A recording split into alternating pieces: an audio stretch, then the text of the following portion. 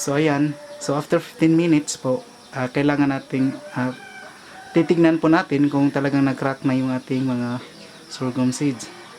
So kung hindi pa, extend natin ng 5 minutes.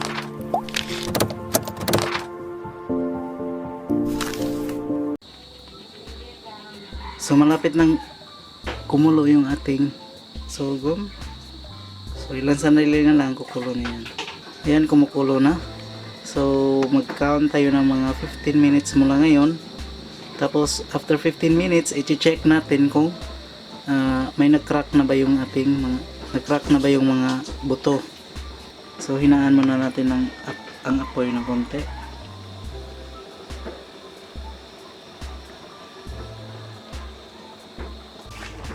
So nagbabago yung kulay ng tubig. Parang ano na, parang champurado.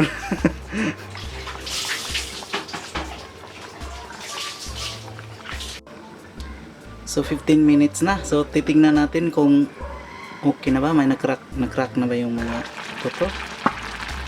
Ayan. So, nag-crack na.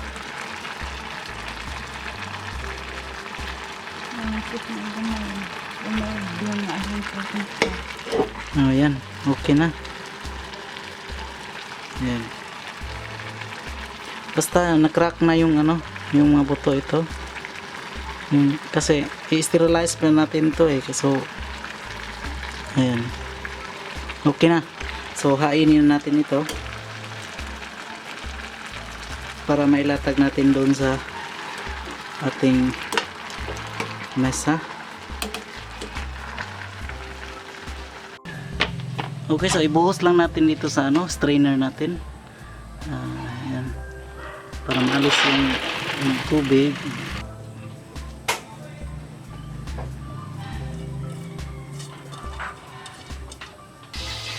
So ito po, ayan.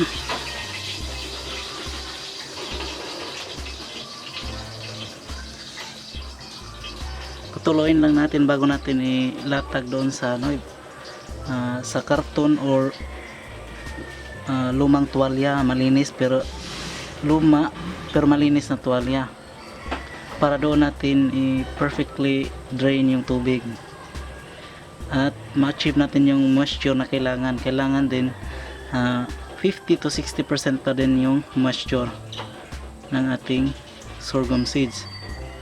So ipapakita ko mamaya kung paano iti-test yung tamang moisture bago natin ilalagay sa mga bote na nahugasan natin kanina. Okay, so keep tuning in.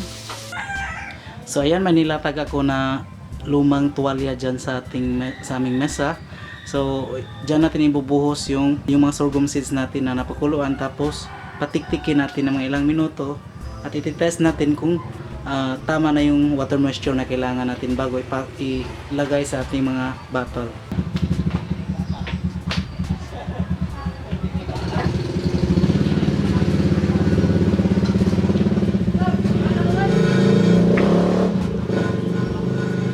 Mabango po guys. Mabango, sarap kainin. Papatagin natin para mas madaling lumamig at mag-evaporate yung mga water at ma-absorb din ng tuwalya. So kung wala tayong tuwalya, pwede tayong gumamit ng ng karton or yung makakapal na kalendaryo, pwede din yon.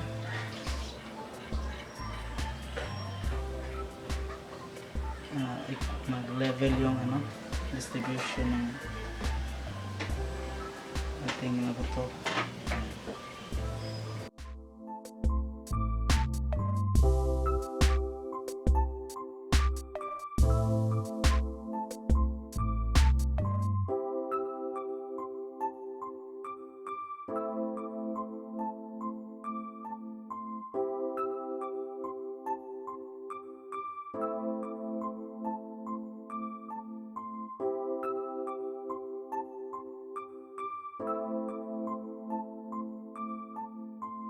Dito, so ilang minuto babalikan natin, siguro mga 10 to 15 minutes din. So i-check natin yung tamang moisture ng ating sorghum seeds. Pag wala nang dumikit sa ating kamay ganito, tama na yung ating water moisture. Yan. Yan. Didikit pa. So, ibig sabihin, hindi pa,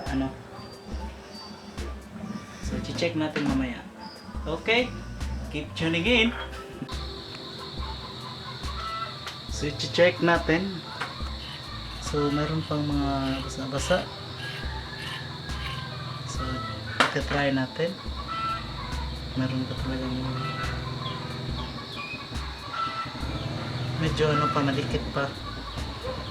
So, extend natin ng ilang minuto.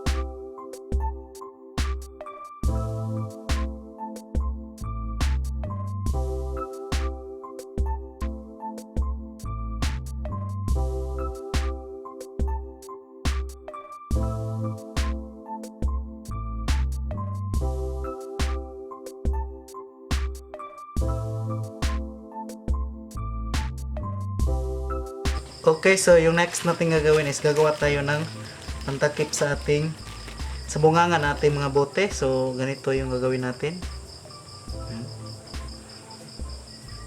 Kailangan matibay para hindi ito madaling So dito ako magsimula.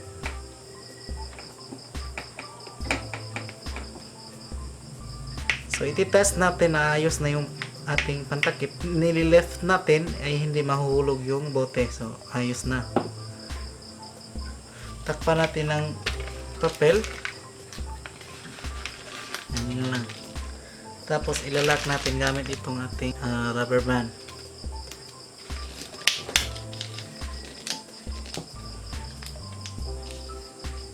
So i-repeat lang natin yung process. Tapusin natin lahat ito at mamaya ilalagay natin sa pressure cooker.